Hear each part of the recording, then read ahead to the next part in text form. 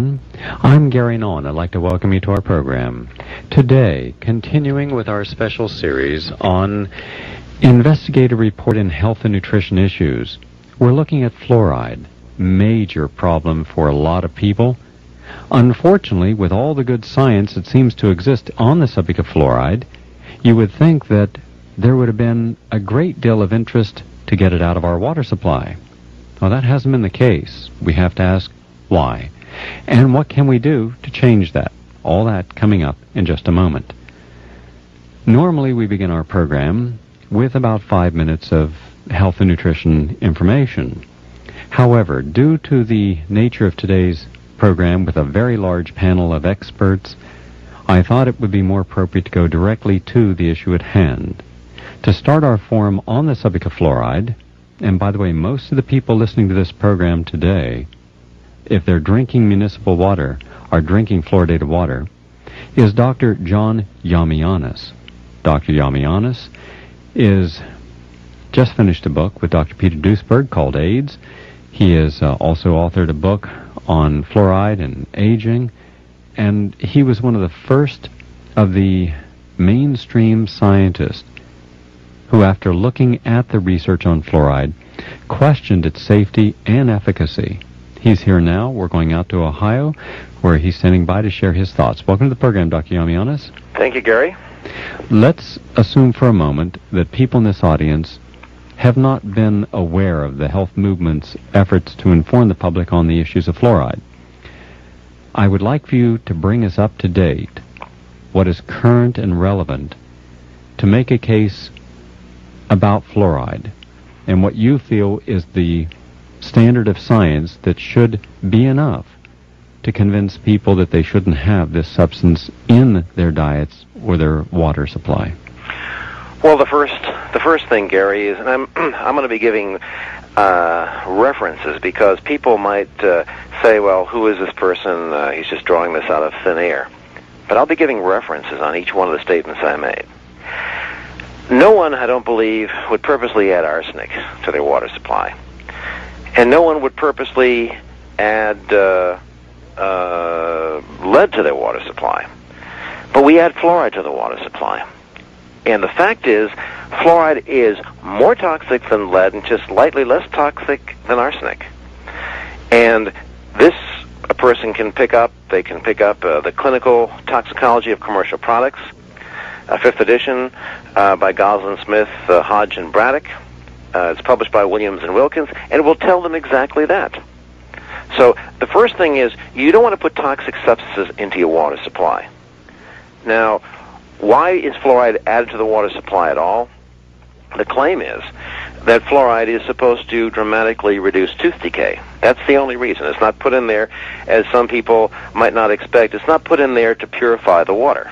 Well, as a matter of fact, in the largest study on fluoridation and tooth decay ever done in the history of the country, it was found there was no difference in tooth decay rates in children aged 5 to 17 from 84 areas around the country, a third of which were fluoridated, a third of which were partially fluoridated, and a third of which were not fluoridated at all. That's in the United States. And by the way, there are more people drinking fluoridated water in the United States than any other country in the world. So it makes us an excellent experimental ground. Now, I can cite a paper that I published in the journal Fluoride entitled on the tooth decay. And basically, what we did was we looked at every single age group, not a bit of difference in tooth decay in any single age group. That was published in the journal Fluoride in 1990. Again, if people want the references to this, they can have it. But even Dr. A.S. Gray, who was a promoter of fluoridation for the longest time, again, looked at tooth decay in relatively non-fluoridated British Columbia and compared it with the more fluoridated areas of the province, and I'm quoting right from the paper. Survey results in British Columbia, where only 11% of the population used fluoridated water, show lower average tooth decay rates than provinces with 40 to 70% of the population drinking fluoridated water. This is published in the Canadian Dental Association Journal. Again, this is 1987 in October. These things are well documented. Interestingly enough, when I, in 1979, at the behest of His Worship the Mayor of Auckland, New Zealand, went there to talk about fluoridation, the person who was the dental officer at the time wouldn't even meet with me. He was a pro-fluoridationist and so forth and didn't want to hear a thing about it. Subsequently, and he was president of the Fluoridation Society of New Zealand, subsequently, he took a worldwide tour, came back and said, you know, because we have all the children up to the age of 12 or 13 being examined for tooth decay. I just want to ask you to hold your thoughts. I'm Gary Knoll. If you're just joining us, we're talking today on our program about fluoridation. My guest, Dr. John Yamianis, to be joined shortly by Dr. John Lee and Dr. Bill Marcus. Dr. Marcus, by the way, is Senior Scientist Advisor at the Office of Drinking Water at the EPA. And Dr. Yamianis is to explain about the science that challenges fluoride. Please continue with your thoughts, Dr. Yamianis. Anyhow, so Dr. Colquhoun, in coming back from this whirlwind tour around the country, said, let's take a look at tooth decay in areas that are fluoridated and non-fluoridated in New Zealand. Looking at 60,000 school children, found no difference in tooth decay rate, but did find that in approximately 25% of the children that he examined, there was this disease of the teeth called dental fluorosis. And as a result, he wanted to publish this. He did publish this material, and as a result, was given early retirement. The problem here is we have the facts. The power may not be on our side, but the facts clearly say that fluoridation is a poison, and fluoridation does not reduce tooth decay.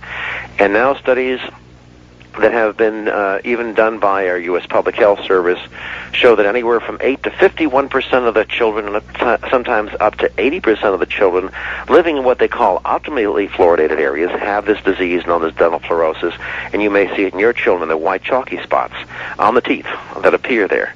And in more severe cases, it become yellow, brown, and in the highly naturally fluoridated areas, the teeth actually crumble as a result. These are the first visible symptoms of fluoride poisoning. But at the same time this is occurring, we're doing damage to ligaments, tendons, bones as well. And it's interesting that there are 3 articles since 1990, even in the Journal of the American Medical Association, that have associated now fluoridation in the drinking water with bone damage, hip fractures. The New England Journal of Medicine published an article by the very people who used to use fluoride treatment as a therapy for osteoporosis, now recommending that it actually causes more damage than it does good. Again, we're talking about major scientific journals around the country. The work that was done by Dr. Dean Burke and myself showing a link between fluoridation and cancer got Congress to mandate that the Public Health Service do studies, animal studies, to find out whether or not fluoridation causes cancer. And I'll let Dr. Marcus deal with that because he was at the EPA at the time and will be able, I think, to inform your audience very well about that. We have studies from the National Institute of Environmental Health Sciences that shows that fluoride causes genetic damage. Procter & Gamble, the very company that makes Crest toothpaste, did research showing that half the amount of fluoride that is currently added to the water supply in New York City causes genetic damage. Now, if they would be biased anyway, they'd try to cover up the harmful effects. And they did, as a matter of fact, in their paper, try to cover up the harmful effects of fluoride. But the data spoke for themselves. Half the amount of fluoride that's found in the city drinking water in New York City causes genetic damage. Dr. Yamianis, I'd like for you just to hold your thoughts for a moment. I know that you have a lot more to say on other diseases, and I would like some of the citations, if you would. If you could just collect those for a moment, so you can give us the actual scientific journal, the volume, and the title of the article. I want people to realize that this is not a conspiratorialist theory. This is good quality science that supports that we should not be drinking fluoridated water. Hold your thoughts. We'll be back to you shortly. You won't hear anything in the interim because I have put you on hold in order to get our other guest up, Dr. John Lee. Dr. John Lee is the author of Natural Progesterone, The Multiple Roles of a Remarkable Hormone. He is very concerned as a physician about fluoride. Welcome to the program, Dr. Lee. Good morning. Dr. Lee, let's talk about why you first became interested in fluoride. Oh, okay. as back in 1972, if you can believe it. I was chairman of an environmental health committee for our local medical society, and the society was asked to state its position on fluoridation. They referred the question to our committee, and we then investigated the references given by both the pro-fluoridationists and the anti-fluoridationists, discovered they were the same set of references, and when we looked at the original references, we discovered three very important things. One was that the claims of benefit of a fluoride, the 60% reduction of cavities, was not established by any of these studies. And number two, we found that the investigation into the toxic side effects of fluoride had not been done in any way that was acceptable. And number three, we discovered that their estimate of the amount of fluoride in the food chain and the total daily fluoride intake had been measured in 1943 and not since then.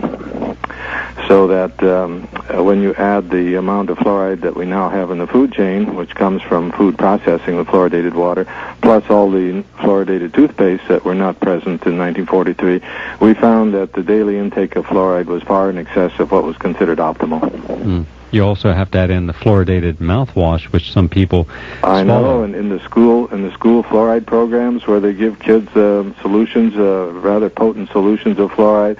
And the toothpaste is so highly fluoridated now. There's 1,000 to 1,500 parts per million of fluoride, so that one pea-sized amount of toothpaste brushed into the mouth will result in the absorption of a full day's supply of fluoride, equivalent to a full day's supply of fluoridated water. Mm. Dr. Lee, we seem to have a little difficulty hearing you. Are you on just a regular telephone? Yes. Oh, okay. I'll speak up. All right, if you would, thank you. I'm just going to ask our audience to appreciate when we do make calls around the world. Sometimes connections are good, sometimes they're not quite as good, so we'll just listen a little more carefully. Well, we're in the midst of a storm right now. Okay, well, that certainly could be a factor. Right. Let's continue on here. Can you cite, as a physician who was also an academic, any study showing fluoride's value? No, I cannot. In reviewing all of the old studies of the 40s and 50s, they were done so poorly that they're absolutely worthless. And all the recent studies, say in the last 30 years, not one of them has shown any dental benefit at all.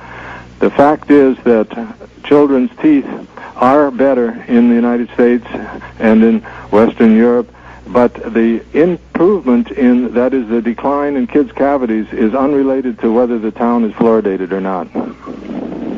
Could you please continue? All right. I was going to say these studies have been confirmed in many studies in Western Europe and in Canada and in Australia and New Zealand, all around the world, wherever there's fluoridated communities. Whenever one compares the incidence of dental caries in children between the fluoridated and the unfluoridated communities, it turns out there is no significant difference whatsoever, and this is admitted even by the pro-fluoridationists now. Then if you have the evidence showing that we shouldn't be using it, that it's harmful, you also have no studies showing that it's beneficial. No, not only that, they make claims that it's also beneficial for bones. They argue that since it's beneficial for teeth, which it isn't, they say it must be good for bones. And there have been a series of tests using fluoride for osteoporosis in older women, and there have been now about 9 studies comparing the osteoporosis fractures, the hip fractures that occur in women. They've been comparing fluoridated and unfluoridated communities, and not only does fluoride have no benefit, but the hip fractures have increased from 40 to 80% in the fluoridated areas. Tell us what other countries have done that the United States has yet to do concerning fluoride. All of Western Europe, except 1 or 2 test towns in Spain, all of Western Europe has abandoned fluoride as a public health plan. It is not put in the water any place in Western Europe. They all established test cities and in all cases they found that the benefits did not occur and the toxicity was evident. This has happened all through Western Europe, also in Japan, and also in Australia, where they've reduced the amount of fluoride that is legal. In Japan, it has been reduced to 1/8 of what is allowed in the United States or what is recommended. Instead of 1 milligram per liter, it's less than 15/100ths of a milligram per liter is the upper limit allowed. Here in the United States, it is referred to by the EPA as a toxic contaminant, and they've established a maximum contaminant level, and this is to be reevaluated every 2 years. And if they use the scientific studies that are now present, they will have to lower the maximum contaminant level to the point where fluoridation will be illegal. Give us an idea All right. of why the Public Health Service has not challenged the use of fluoridation. The Public Health Service, regarding fluoride, seems to be concentrated in a small arm of the Public Health Service, which back in 1943 staked their professional careers on the benefits and safety of fluoride, and it's become bureaucratized, and that any public health official who criticizes fluoride or even hints that perhaps it was an unwise decision, that public official is at risk of losing his career entirely, and this has happened time and time again. Public health officials such as Dr. Gray in British Columbia, who did a study of all the school children in British Columbia, found there was no difference in the kids' teeth. As an example of Dr. Cajon in New Zealand, who did a similar study, whenever they reported these results, they immediately lost their careers. And, for instance, also Dr. Marcus, leading the top scientist at the EPA, who merely pointed out that the studies show this toxicity, and he would recommend an independent review rather than a review within the Public Health Department. He recommended an independent review, and for that he was fired. He was the top scientist. He has now fought this through the courts. Well, he's one of our panelists today, so we're going to hear from him. You'll get his in a moment. story. But this is what happens. The public health officials who speak out against fluoride are at great risk of losing their career on the spot. Okay, I want you to hold on. We're going to come back to you in a moment. Now we'll go back over to Dr. Yamianis. Dr. Yamianis, we just heard from Dr. Lee, and he was explaining how Western Europe has pretty much abandoned the use of fluoride. You have been a part of many of the scientific trials that have occurred. What comes out of these trials? You're talking about trials when the issues are taken before the courts. Yes. And the courts decide whether... Basically what happens at these trials is you try to get your top experts on both sides of the issue. It's not like a political campaign because everyone's under oath. Supposedly they're supposed to tell the truth, and if they don't tell the truth, under cross-examination they're grilled very heavily and are forced eventually to tell the truth. In the first court case that I was involved in this country was in 1978 in Pittsburgh. It was determined by a judge who was the not only presiding judge but the administrative judge and president of the Pennsylvania Academy of Sciences at the time, that he ruled he was compellingly convinced that fluoride caused allergic type reactions, genetic damage, and cancer. Then we had another court hearing in Illinois, where the judge again ruled the same way, that the evidence was clear that fluoridation created a threat to the public health. In both of these cases, however, upon going to the Supreme Court, in the case of Pennsylvania, they said they didn't have the jurisdiction to grant relief, even though fluoride was a public health problem, that this should be done through the legislative process, and begged out of that one. In Illinois, unfortunately I have to say this, the court was actually corrupt and said exactly what the judge didn't say. They said that the lower court judge, did not say that he was convinced, and the judge said he was convinced in his own. So we asked for a rehearing, and nothing happened. But unfortunately, we have a court system in this country which we have problems with. We had I don't want to get into the politics of it, but in the trial court where we were able to determine by the facts in Pennsylvania, in Illinois, and then again in Texas, where the judge ruled, yes, the evidence, the preponderance of the evidence shows that fluoridation is unsafe and ineffective. However, he himself ruled that the court was not the place or did not have really the authority that this should be done as a legislative function rather than a judicial function. And then those are the three cases that we had ruled in our side. The one case we had ruled against us was one in South Carolina. In Scotland, however, we went over there to the Scottish court and basically outlawed fluoridation in Scotland based on our evidence. All right. In the time remaining, I'd like for you to go through the studies that hopefully once and for all will show people why they should not support fluoridation. Well, one of the studies, and one of the statements, actually, it was in the Journal 59, April 1993, pages 30 and following, and I'm taking a quote from that particular article. Basically, what they're saying is the fluoride supplements, which are supposed to provide the same amount of fluoride as found in fluoridated water. Fluoride supplements, and I'm quoting now, should not be recommended for children less than 3 years old. Well, and this is, again, the Journal of the Canadian Dental Association, volume 59, page 330 and following. And the statement I took off was on page 334. Basically, they're saying that children up to the age of 3 shouldn't be drinking fluoridated water at all, under any circumstances. We talked about problems with bones in the various journals. The Journal of the American Medical Association of July 25th, 1990, volume 264, starting on page 500, showed an increase in hip fractures with fluoride. And then another study from the Journal of the American Medical Association, July 24th to 31st, 1991, volume 226, page 513, again found in Britain the same type of a link between fluoride and hip fractures. Another study in the Journal of the American Medical Association, August 12th, 1992, page 746 and following, said we found a small but significant increase in the risk of hip fractures in both men and women exposed to artificial fluoridation at 1 part per million. That's a quote from them. How more clear can you get than that? The New England Journal of Medicine. Their article appeared in the volume 322, pages 802 to 809. Again, the number of new vertebral fractures was similar in the treatment and placebo groups. However, the number of non-vertebral fractures, including hip fractures, was significantly higher in the treatment group. This is a treatment group that they were treating with fluoride to cure their osteoporosis, which was actually causing problems, worse problems. An article by the Procter & Gamble study, published in Mutation Research, volume 223, 191 to 203, which shows in their graph number 6, or table number 6, that half the amount of fluoride used to fluoridate public water supplies actually causes genetic damage. From the National Institutes of Environmental Health Sciences, published in Environmental and Molecular Mutagenesis, volume 21, pages 309 to 318, they talk about the genetic toxicity of fluoride, and the statement they make is good enough to read over the radio.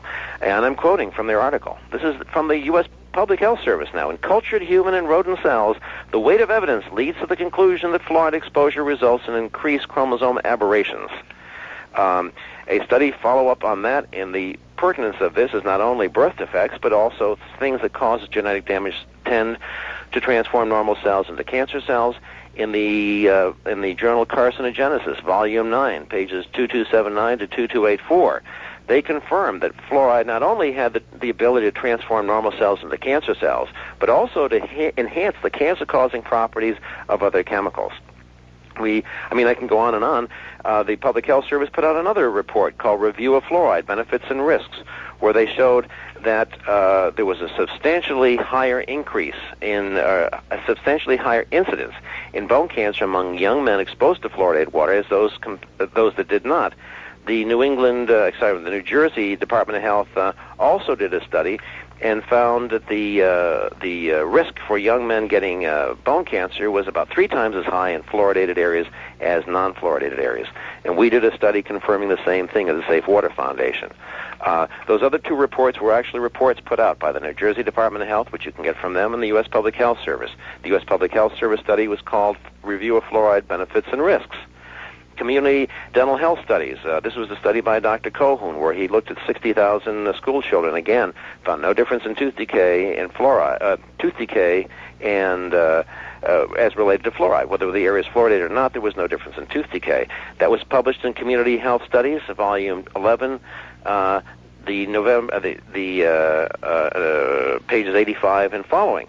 That is a published study in 1987, and subsequent studies have been done confirming the same thing. And finally, the Canadian Dental Association Journal again, which showed that in Canada, exactly the same types of findings, that they could find there was no difference in, actually, if anything, there was a lower tooth decay rates in the most non-fluoridated province, and that's in the Canadian Dental Association Journal, October 1987, pages 763 and following. And then finally, from a publication entitled Health Effects of Ingested Fluoride. This is put out by the National Academy of Sciences, and I'll quote this again. In 1993, I'll quote it. Dental fluorosis reported in optimally fluoridated water, that means 1 part per million, both natural and added, in recent years ranged from 8 to 51%. More recently, a prevalence of 80.9% was reported in children 12 to 14 years old in Augusta, Georgia. Those are just a tip of the iceberg. I have a book called Fluoride, the Aging Factor, which lists about 500 references, these and others included, showing the harmful effects of fluoride, showing the studies that have been done for years. There is no question with regard to fluoridation of public water supplies. It is absolutely unsafe. It has no socially or health-redeeming qualities and should be stopped immediately. This is causing more destruction to human health than any other single substance added purposely or inadvertently to the water supply. We're talking about 35,000 excess deaths a year due to this. We're talking about 10,000 cancer deaths a year due to this. We're talking about over 130 million people who are being chronically poisoned by fluoride. And when I say chronically poisoned, I mean we're not talking about dropping dead on drinking a glass of fluoridated water. We're talking about like with cigarette smoking. As with cigarettes, cigarette after cigarette, it takes its toll in human life, glass after glass of water. It takes its toll in human health and life. I want you to hold your thoughts, because we're going to come back and now, in the second half of our program, get into the politics. Why this was allowed. Why New York City still has, New York City has a lot of things go wrong with it, so we'll use some other more reasonable, less corrupt city. But we'll talk about the corruption that allows this to go on. Also, I'm particularly interested in asking you about Consumers Report being pro-fluoride, when they're supposed to be hard, objective science being used. Was this the case in their review of fluoride? I'm Gary Knoll. We're going to be joined in a moment by another advocate, a person who personally suffered because of his input on fluoride, and this was the top person at the EPA in this whole division. He was a concerned scientist, Dr. Bill Marcus, Senior Science Advisor, the Office of Drinking Water at the EPA.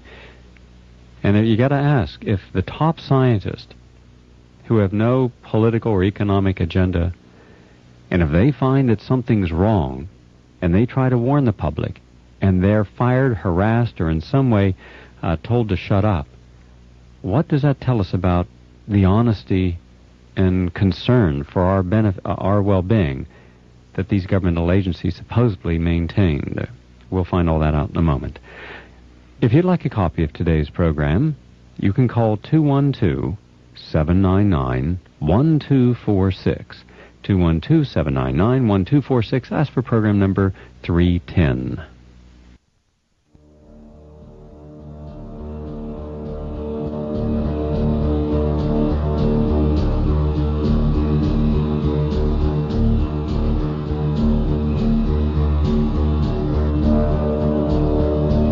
Hi everyone, I'm Gary Knoll. I'd like to welcome you to our program.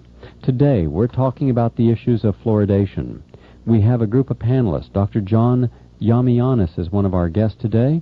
Also Dr. John Lee and Dr. Bill Marcus. We're going to come to each of these gentlemen in order for them to tell you about their concerns. The first part of the program dealt with the scientific concerns. As you heard from Dr. Yamianis, there are over 500 studies cited from peer-reviewed journals showing the dangers of fluoride. Let me summarize. That fluoride has never been shown to prevent tooth decay, should not be used in mouth rinses, toothpaste, should never be given to children because there's never been a study showing that it is a necessary nutrient, yet pediatricians frequently give fluoride supplements to children. We consider that a travesty, that claims made have been overstated, then that they have not done proper toxicity studies long ago, now that they have been done, universally they've been shown to be toxic. And yet, in spite of the fact that the public that does become aware of the issues does not want their water fluoridated, there is still enormous pressure to fluoridate. I'm going to ask Dr. Yamianis, who's on our line now, to explain his perspective on this. I just want to put him on hold to welcome Dr. Marcus to our program. We'll be right back to Dr. Yamianis. Dr. Marcus, I'd like to welcome you to our program. Dr. Bill Marcus. Yes. Oh, hi. We're talking with Dr. John Yamianis, and we're going to be right over to you, so just hang on there, line there, all right? Yes, sir. And you won't hear anything, but don't hang up. We'll be right with you. Dr. Yamianis, tell us about the politics behind this, including in New York. New York's still fluoridated. Why? Well, primarily, you've got to look at what the motivating force was, and that was that there were industries who had to dump their toxic waste products somewhere. When they accumulated them on site, they became a local health problem that was obvious, acute. So as is normal, the solution to pollution is dilution. You poison everyone a little bit rather than poisoning a few people a lot. They don't know what's going on, and finally, the way they agreed to do this was to claim some phony benefit to the teeth. Then they got on board the American Dental Association, the American Medical Association, the U.S. Public Health Service, and because of this momentum of ignorance, it carried through. Now, for them to admit that they're wrong would be devastating. It would show that their reputations really don't mean that much when they make statements of this sort. They don't have the scientific background. So, as Ralph Nader once said, if they admitted they were wrong on fluoridation, people would ask, and legitimately so, would ask, what else have they not told us right? But what is impressive is that the indiscriminate and careless handling of fluoride has allowed companies such as Exxon, U.S. Steel, and Alcoa to make tens of billions of dollars in extra profits at our expense. Well, tens of billions of dollars is a lot of money. And for them to go ahead now and admit, no, this is bad, this presents a problem and a threat, would mean, I'm talking about tens of billions of dollars in lost profit because they would have to handle fluoride properly. And fluoride is present in everything from phosphate fertilizers to cracking agents for petroleum industry, etc. So that is a serious problem, and quite frankly, it doesn't take tens of billions of dollars to buy politicians off or to put enough pressure on politicians to keep things in the water supply, even if there's a question that it would have a threat to the public health. The only way this is going to be changed is for people who are brave enough like you to bring this out on radio, to tell the people, look, guys, you're being poisoned. There's a lot of pressure on the other side to keep this poisoning going because it's, how should I say, economically beneficial and politically beneficial to our politicians, economically beneficial to some big businesses. But if you raise a big enough stink, you can scare both of them, and you can get fluoride out of the water in New York City, like we did in Los Angeles, like we did in Newark, New Jersey, New Bedford, Massachusetts, or Jersey City, New Jersey. We were able to put enough pressure on them, and all we need are people who are brave enough like you to bring this before the people and get the people to respond politically. All right, well then we're going to ask everyone in this audience today to call the mayor's office and ask them to get the fluoride out. And the Dr. Yamianis, Dr. Marcus, Dr. Lee, all highly respected and reputable scientists, would be willing to present any information to anyone that the mayor's office would choose to have as a let's say, as an overseer or as a person willing to review the literature. Possibly the mayor, we must give him the benefit of a doubt, may not be aware of the issues on fluoride, assume that it's safe and useful, and therefore think, well, maybe it's just some, nuts wanting to cause some problems. This is not the case, so we must be diligent, polite, diplomatic, but insistent that it's your water, and you have the right to drink healthier water. New York City water's always been polluted. It's very polluted right now, and there's no need to have an additional very toxic pollutant in there in the way of fluoride. Lastly, on this issue, why do you feel that Consumers Report, that can do some outstanding reporting when it's testing toasters or VCRs, has been so utterly biased and prejudicial against fairness in issues such as chiropractic, vitamins, and fluoride? Well, first of all, let me follow up with one other thing, and I'm glad you asked people to contact their city fathers. because this is what I suggest also. We have actually put together $100,000 as a reward for the first person who can show that any one of 15 statements we make, and we've made them on the air today, is untrue. And if anybody would like to have a copy of that, you can give them our address, and they can send. We'll be glad if they send a self-addressed stamped envelope to send them back a copy of that. Now, with regard to Consumer Reports, I would simply say this: they have, for the longest time, as you know and I know, taken a position that I would call definitely anti-health, telling people it's better to eat white bread, or it doesn't make any difference whether you eat white bread or whole wheat bread. Again, I'm not going to give you, with regard to fluoride, I can tell you that in 1978, almost 20 years ago, they came out with a horrible article that, quite frankly, was a defamatory article against anyone who opposed fluoridation. It seems like they stick with the establishment with regard to health. And why they do it, I can't tell you, but I know I think it was in the New York Times, maybe in 1991, one of the people who worked there, who was a friend of mine, his name is Ed Groth, and I think he was one of their scientific advisors, admitted, in contradiction to the article, yes, there is a serious controversy with regard to fluoride. I hope he's still there. I don't know. I hear that he may or may not be there. But at least maybe a decade and a half later, some of their own top people were admitting, yes, there is a problem with fluoride. So I wouldn't be exactly that harsh on them. There are cracks in their, how would I say, anti-health position they've taken for many years. But with regard to fluoride, their coming out against fluoride is nothing new, because they have come out against most of what I consider the pro-health policies. I think this audience should be aware that, contrary to what would make any reasonable sense, they allowed a person who is one of the most, let's say, voracious so-called quackbusters in this country, who has spent the last 25 years or so attacking everything within the health movement and the alternative movement, to be a special advisor. And to have a special advisor who has a pre-registered bias against something, and you're allowing that person to advise you, I think goes against everything Consumer Reports would allow. They would never allow an engineer from General Motors to come in to give them input on how to do a test that they were doing on a General Motors car. To allow someone who has been written about, spoken against, chiropractic and pro-fluoride, and then use that person, that to me is not fair. And yet in other areas they can be very fair and very reliable and very reputable. So again, you have to look at all the issues. Dr. Yamias, hold on, I'm going to come back to you for some additional thoughts in a few moments.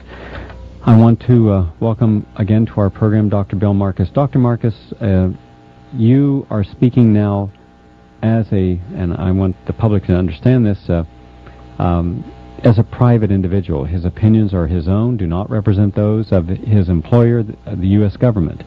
So I just want that clear. Tell us about your experience with fluoride when you were at the EPA. Well, as acting as a senior science advisor in the Office of Water, fluoride was one of the chemicals that EPA specifically regulates. Could you speak up, please? We can't hear you very well. Okay. When I worked in the Office of Drinking Water, I was a senior science advisor, and fluoride is one of the chemicals that the office specifically regulates. And I was following the data that was coming in on fluoride very carefully, because at that time it was under review to determine if the levels should be changed from the levels that had been set earlier. And what I discovered was that the data was not being heeded, that the decisions were being made not based on what the available data showed. Okay, I'm going to call you right back on a different line, because we're getting a very strong buzz, which is distracting. Could you just please hang up and we'll call you right back? Yes, sir. Thank you. Sorry, sometimes that happens, and when it does, we'll get them right back up on the line and try to get a better connection. While we're doing that, let me just mention again that I would suggest that we do what we tried years ago when Mayor Koch was in as the mayor. We called and we tried to get someone from Mayor Koch's office to talk with us about fluoridation. from what I understand, his personal assistant was very rude to everyone who called, thought it was all a bunch of nuts, and the mayor did not take any of this seriously. That was unfortunate, because in the process of doing that, New York City didn't have a chance to have an open and fair forum. We're willing to put this challenge out to Mayor Giuliani. Bring together your public health officials and explain to us why you are fluoridating the water of New York City. Show us the proof. Show us the evidence that the water that you're fluoridating, there's a rationale for it that's in the science literature. We will show you that there is no scientific proof, none whatsoever, to be fluoridating New York City water. Yeah, and so that's what we want. All right, we want to get the fluoride out of New York City water. Now let's go back and see if we have a better connection with our guest, Dr. Marcus. Dr. Marcus? Yes, sir. Much better. All right, now let's get to some of the issues I think are very important here. When you were at the EPA, they did a study that lasted 13 years to test the toxicity of that of fluoride. Why did it take 13 years? I never could figure that out. I had chemicals tested by the National Toxicology Program for the Office of Drinking Water and EPA, and the average time was maybe 5 years from the first request to the delivery of data. In addition, fluoride was actually mandated to be tested by the United States Congress and money allocated for it. I think that's the only chemical, still the only chemical to my knowledge, which that happened. Okay, tell us about what your studies have found. Well, the studies that were done by Battelle North, I think it's Battelle Northwest, show that there was an increased level of bone cancer and other kinds of cancer in the animals. And I got a hold of the contractor report and reviewed it very carefully. And not only was it reporting cancers in the animals, osteosarcomas, which bothered me a lot because I've been trying to produce osteosarcomas in animals for almost 20 years. And the only luck I ever had was with a experiment in dogs and monkeys. And the osteosarcomas took nearly the lifetime of the animals, and we were using radium, which specifically produces that in bones. And here we have a compound commonly available that did it in rats in 2 years or less. That was upsetting to begin with. Secondarily, there was a study of, in that same study, there were cancers of the liver that are very rare. According to the board-certified veterinary pathologists at the contractor in Patel. And those really were very upsetting because they were hepatocholangiocarcinoma, a very rare liver cancer. And when that occurred, something similar to that occurred with vinyl chloride, at a far less well-conducted study, it was determined that it was carcinogenic, highly carcinogenic. And then there were several other kinds of cancers found in the jaw and other places. And I felt at the time that the report was very, very interesting. It showed that the levels of fluoride that could cause the cancers in the animals were actually lower than those levels we've seen in people who are ingesting lower amounts but for longer periods of time. And that was very, very worrisome. It meant that the general population could be exposed to fluoride known to cause cancer in animals and have higher levels in the spot that cancers were being produced in the bones.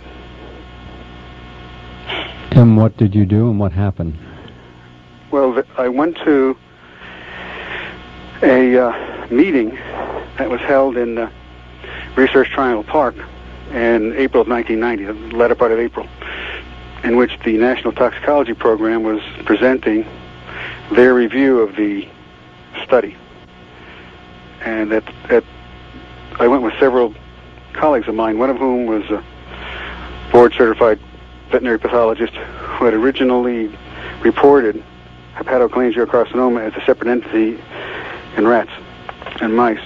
And I asked him if he would have an opportunity to look at the slides to see if that really was the tumor or the pathologist at Patel had made an error. And he told me after looking at the slides that, in fact, it was correct. Then at the meeting, every one of the cancers that was reported by the contractor had been downgraded by the National Toxicology Program. Now, I've been in the toxicology business looking at studies of this nature for nearly 25 years, and I've never seen that. Never ever seen where every single endpoint that was a cancer endpoint had been downgraded. I'd seen one or two endpoints argued over, usually on a definition of what is a cancer in that particular tissue, but I've never seen every one of them downgraded. I found that very suspicious, and I went to see an investigator in the Congress at the suggestion of my friend Bob Carton. And this gentleman and his staff investigated very thoroughly and found out that the scientists at the National Toxicology Program down at Research Triangle Park had been coerced to change their findings. Coerced by who? I never really got that. But the only people that could coerce them were their superiors.